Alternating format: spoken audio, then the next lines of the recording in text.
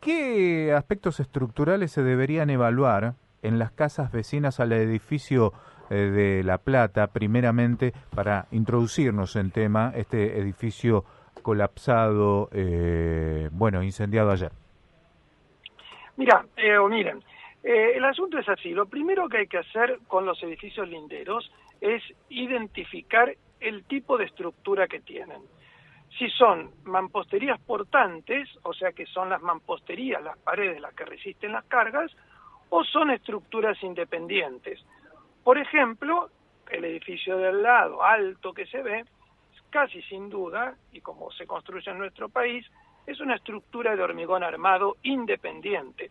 ¿Qué quiere decir? Que las paredes son simple cerramiento, o sea, no son estructurales. Podrían no estar, que el edificio no se va a derrumbar.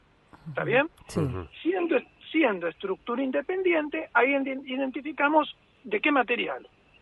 Puede ser estructura metálica, puede ser estructura de hormigón armado. En este caso, pareciera que es casi seguro estructura de hormigón armado, y ahí entonces nosotros podemos decir, a ver, primero, ¿qué temperatura es la que afecta a una estructura de hormigón armado? Una estructura de hormigón armado, si llega a una temperatura de 100 grados centígrados, hasta esa temperatura no tiene afectaciones mayores. ¿Está? Uh-huh. Ahora, yo diría, ¿a qué temperatura alcanzó el incendio lindero? Y por otro lado, como este edificio que sigue en pie, que por suerte y por seguridad ha sido evacuado, ¿qué es lo que los separa? Los está separando una pared que es la pared medianera, uh-huh, que por lo menos desde el eje medianero hasta el interior de la construcción incendiada tiene 15 centímetros de muro. Entonces, la temperatura a que llegó el incendio, pero a través de ese muro que le brinda una aislación térmica, hay que ver si llegó a superar los 100 grados centígrados en la estructura de hormigón del edificio lindero. Eso es lo primero que habría que ver. claro. Ahora, si yo fuera perito, seguramente estarán peritos de la Facultad de Ingeniería en La Plata, que son expertos también. Si yo fuera perito, lo primero que vería es cuál es el estado de la estructura de hormigón, principalmente las columnas, que son las verticales, las que resisten más cargas, que podrían ser las que podrían ocasionar un derrumbe parcial o total. Vería cuál es el estado, primero aunque sea a simple vista, antes de hacer ningún otro tipo de ensayo. ¿Por qué? Porque a los 100 grados centígrados, el hormigón, que también es buen aislante térmico, como es buen aislante térmico, resiste temperatura, pero se empiezan a generar tensiones internas en la masa de hormigón. El hormigón que usamos en estructura es hormigón armado, es un material complejo para el análisis. ¿Por qué? Porque interviene acero, interviene cemento, interviene arena, interviene piedra y agua para esa mezcla, y obviamente cada uno con su fusión particular. El hierro toma tensiones de tracción, el hormigón toma tensiones de compresión. Pero cuando llega a esa temperatura, en el hormigón se empiezan a generar tensiones internas, que hace que pueda llegar a hacer estallar el hormigón en espesores delgados. ¿Y dónde están los espesores delgados? Están alrededor de las armaduras del hierro, que está en general en el perímetro. Entonces, un indicio de que pueda empezar a haber una falla en una estructura de hormigón es que se empiecen a saltar los recubrimientos y que el hierro quede expuesto. Si eso no sucedió, yo la verdad no haría ningún otro tipo de estudio. Revocamos y listo, diríamos un albañil. A ver, sí, revocamos el yeso, el revestimiento que se pudiera haber caído, pero si no, no haría absolutamente nada más, porque seguramente no alcanzó esa temperatura. Ideal hubiera sido en el momento medir la temperatura. A ver, eso es en principio, o sea que, y creo, obviamente que habrá que hacer los análisis, los estudios correspondientes. Yo creo que no pudo haber llegado a más de 100 grados centígrados, por más que adentro pudieran haber habido 500, 600, 800 grados. Ahí está la pared medianera de aislación térmica. O sea, en principio yo no me preocuparía demasiado. Ingeniero, sí, cómo no. Sí, muy claro lo que nos decía. Yo le quería preguntar del derrumbe del edificio. ¿Por qué razón puede darse el derrumbe? Porque hemos visto incendios en muchísimos edificios donde no terminan en derrumbe. Claro. Este rápidamente cayó, colapsó.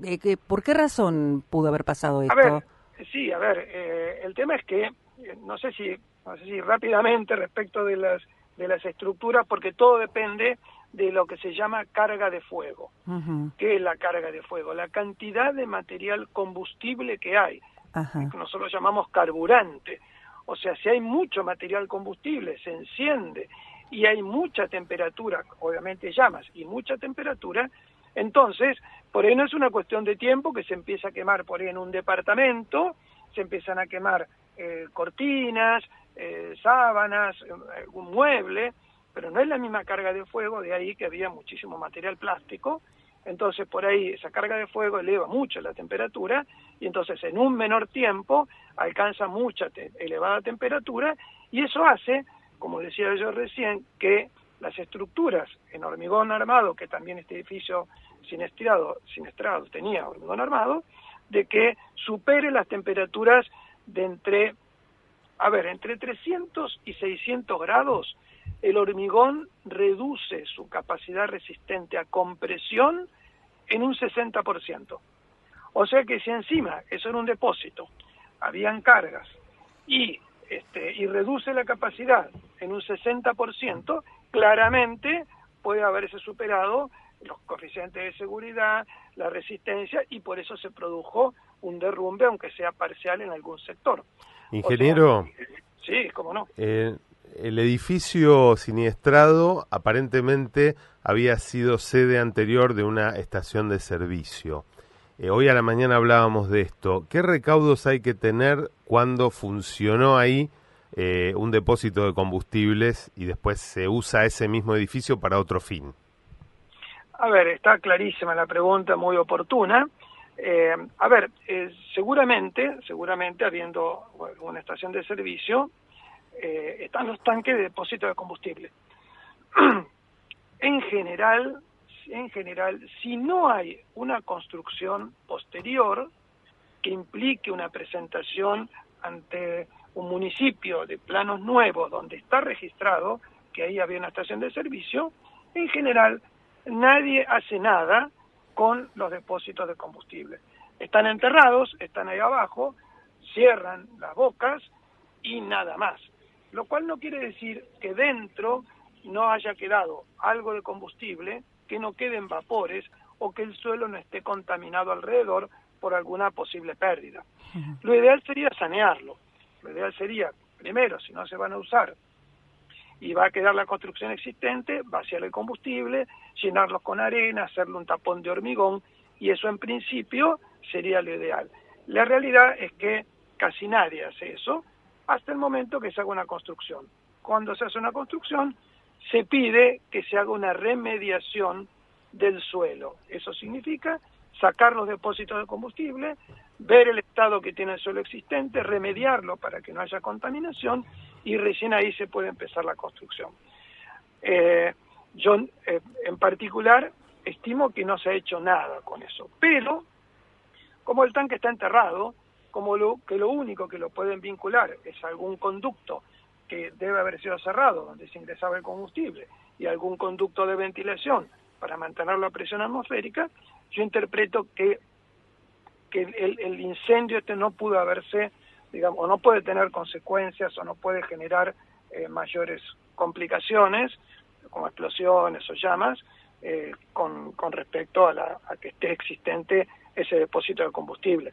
Sí hay que tener precaución en el momento donde se remuevan los escombros o si se decide demoler lo que queda, entonces sí tener precaución con el tema de chispas o acciones de máquinas por las dudas. O sea, primero eso hay que considerarlo. ¿Es normal que pasada 24 o 26 horas todavía esté la estructura humeante?